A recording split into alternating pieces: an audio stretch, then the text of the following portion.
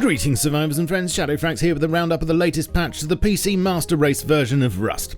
What's that? June already? Blimey, time flies. And so here is a flying roundup for you of the latest new things in the Bags to Battles update. Plus, I have something to show finally on the new Ferry Terminal. But first, talking of terminals, as revealed in my previous update vid, a second new building skin's now landed on the docks, namely shipping container for sheet metal tier. Just like its rustic cousin Adobe, this is a purely visual upgrade, if you so choose to buy the DLC, available for a paltry £11.19 on the store, which I'm sure makes more sense in dollars. Slightly more than Adobe for some reason, possibly because you can reshade it with the spray can in a choice of 16 riveting colours, including high contrast green, which is guaranteed to pop in your local copies. There were some mixed feelings expressed regarding the exciting grey plywood interior initially shown, so you'll now be pleased to see that it was indeed subject to change, as predicted, and the exterior colouring now bleeds through to frame the ply nicely, which is also a bit more interesting to look at.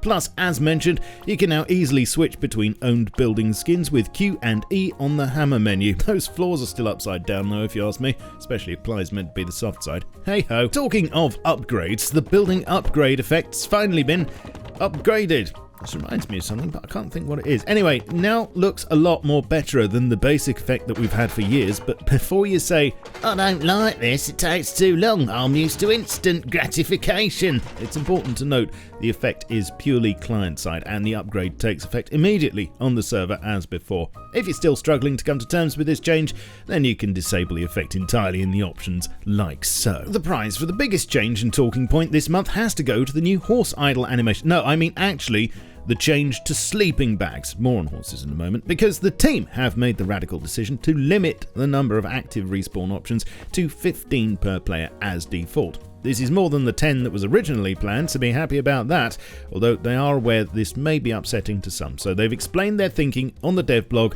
and I'll just read it out to you to save you using your eyes. While this is an inconvenience to certain playstyles, we believe adapting to this change will lead to a healthier and more interesting game. Back in October 2020, we revised the death screen, unintentionally making it trivial to manage a large number of bags. This led to situations where players could respawn rapidly and rejoin fights in ways that work against the goal of death being meaningful in Rust. Ultimately, we were placing new respawn points to be an interesting decision rather than something done as often as possible. We explored alternatives such as adjusting the respawn radius on bags or grid-based approaches. Unfortunately, this was simple to bypass and too complicated to communicate to players. Increasing the cost of bags/beds wouldn't have solved the issue, as large groups could easily overcome any additional resource requirements. To help manage respawn options, we've made them visible on the map while alive. We also added the ability to unclaim bags you aren't using anymore. There's a new toggle on the right side of the map below the layer controls to hide bags while alive. There's also an option in the menu to limit who can gift you bags, just in case somebody decided to do so to fill up your quota.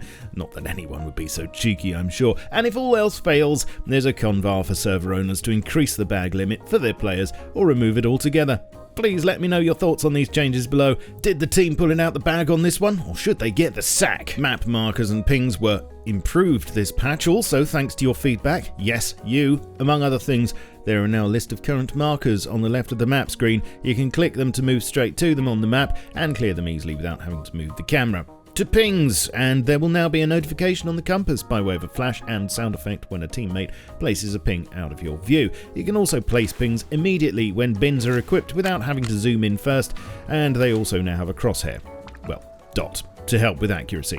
Some things for server owners, please pause here to read them if this interests you. First of all, some improvements to wipe timers after last month's missile silo update, some memory pool thread safety improvements with a request to let them know if you notice any performance decreases from this, and a note to say that players can now connect to a server using both the game port and the query port. Some more interesting changes this month though were that horses have a lot more variety in their idols now to make them appear more natural. Well, I guess it's important to keep people guessing. Wooden signs and banners now have the same resolution as paintings. Harvested player skulls in streamer mode now use the streamer names list. Vending machines drop debris when destroyed to prevent immediate replacement. Bradleys shouldn't target players in safe zones anymore. There are 3 new convars for admins only shown here, which will give infinite ammo, repair and reload weapons. Such are the perks of being an admin. And there's a new world model for handmade shotty ammo. pushing burlap sacks still further into the endangered species list. A new round of Twitch drops will be taking place between June the 11th and 17th to support Bellum, which you can see in full on the dev blog, along with a list of all the changes, fixes and tweaks this month that I may not have bothered to mention.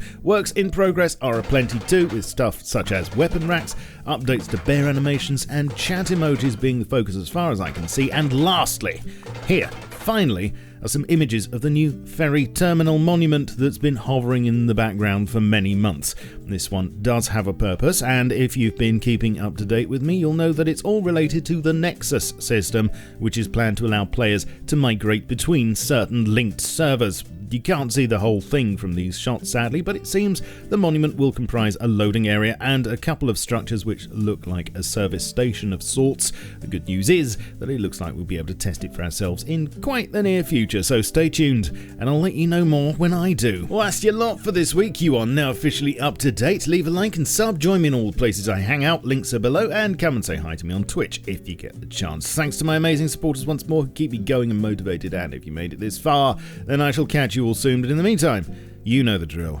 Keep calm and stay rusty. Cheerio. Well, I guess it's important to keep people guessing.